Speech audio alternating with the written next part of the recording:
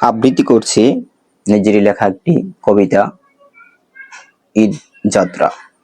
কত আনন্দ নিয়ে ঈদের সময় গ্রামের বাড়ি ফিরে ওই চাকরিজীবী ভাইয়েরা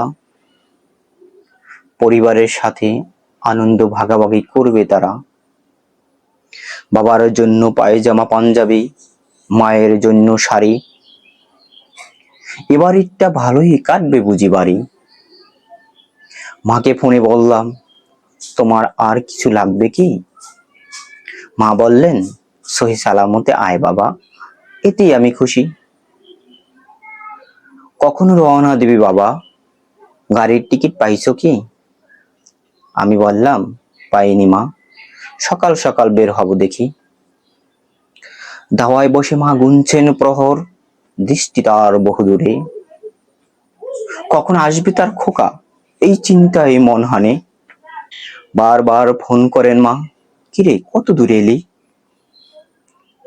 মায়ের ব্যাকুলতা এক নিমিষেই মুছে দেয় পথের ক্লান্তি। হঠাৎ এক বিকট শব্দ, সব আনন্দ থমকে যায়। কেউ কেউ আর্তনাদ করে আর কেউ কেউ প্রাণ হারায়।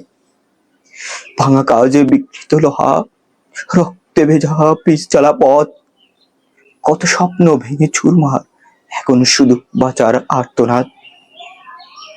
রক্ত মাখা শরীর নিয়ে মাকে ফোনে বলি, মা, ওগো মা, তোমায় দেখতে অনেক ইচ্ছে করছে, আমায় ক্ষমা করে দিও মা যদি ভুল করি।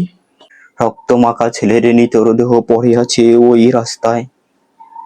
গর্ভধারণী মায়ের প্রতীক্ষা আজও নাহি শেষ হয়। ধন্যবাদ।